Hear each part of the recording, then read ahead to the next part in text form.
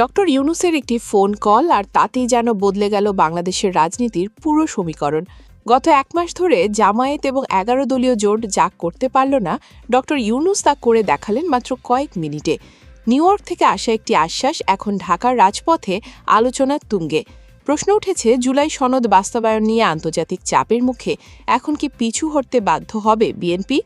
ঘটনার সূত্রপাত আজ সকালে জাতিসংঘ সদর দপ্তরে মহাসচিবের সাথে ডক্টর ইউনূসের সরাসরি কথা হয়।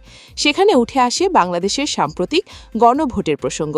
ডক্টর ইউনূস অত্যন্ত জোরালোভাবে তথ্য প্রমাণসহ তুলে ধরেন যে গত ১২ ফেব্রুয়ারি গণভোটে ৬৮.৫৯% মানুষ জুলাই সনদ বাস্তবায়নের পক্ষের রায় দিলেও বর্তমান সরকার তা ঝুলিয়ে রেখেছে।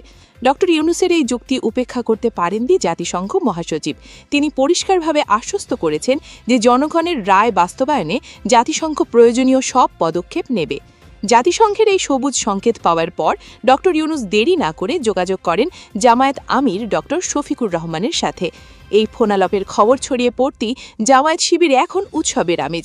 খোদ জামায়াত আমির স্বীকার করেছেন, ডক্টর ইউনূস বিশ্ব নেতা হিসেবে নিজের প্রভাব কাজে লাগিয়ে যা করেছেন তা দেশের রাজনীতির জন্য একটি মাইলফলক। কারণ নির্বাচনের পর থেকে জামায়াত এবং ১১ দলীয় জোট সংসদে, রাজপথে, এমনকি আলটিমেটাম দিয়েও বিএনপি সরকারকে নড়াতে পারেনি।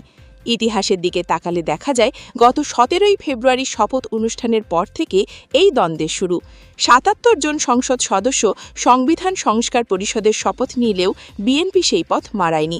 এরপর ২০ ফেব্রুয়ারি সংবাদ সম্মেলন, ২৫ ফেব্রুয়ারির বিক্ষোভ সমাবেশ এবং ৫ই মার্চের সেই আলোচিত ৭ দিনের আলটিমেটাম সবই যেন অরণ্যে রোদন ছিল।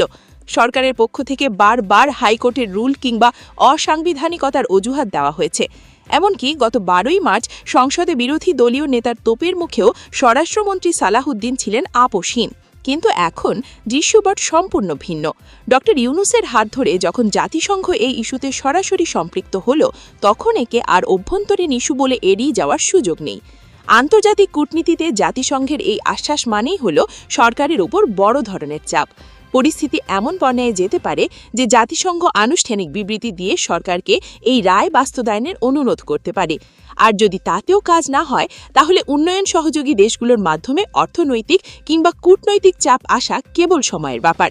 বাংলাদেশের মতো রপ্তানি নির্ভর অর্থনীতির দেশে আন্তর্জাতিক সম্প্রদায়ের বিরাগভাজন হয়ে সরকার পরিচালনা করে যে কতটা কঠিন, তা নীতি নির্ধারকরা ভালোই জানেন। একদিকে দেশের ভেতরে জামায়াত এবং ১১ দলীয় জোটের ক্রমাগত আন্দোলন, অন্যদিকে ডক্টর ইউনূসের মাধ্যমে তৈরি হওয়া আন্তর্জাতিক চাপ। এই দ্বিমুখী সংকটের এখন দিশেহারা অবস্থা বিএনপির। তারিক রহমান কিংবা সালাহউদ্দিন আহমেদরা এখন সংবিধানের যে ধারার কথাই বলুন না কেন, বিশ্ব দরবারে গণভোটের রায়কে অস্বীকার করাটা হবে চরম নেতিবাচক। ডক্টর ইউনূস যেন দাবা খেলায় এক চালে কিস্তিমাত করে দিলেন। তার এই মাস্টার স্ট্রোক যে শুধু জামায়াতকে সুখবর দেয়নি, বরং জুলাই সনদ বাস্তবায়নের পথকে করেছে নিষ্কণ্টক। এখন দেখার বিষয়, আন্তর্জাতিক এই চাপ সামলাতে বিএনপি নতুন কোনো কৌশল নেয় নাকি জনগণের রায়ের কাছে নত স্বীকার করে জুলাই সনদ বাস্তবায়নে বাধ্য হয়। বাংলাদেশের রাজনীতির ভবিষ্যৎ এখন এই একটি নির্ধারণের ওপরই নির্ভর করছে।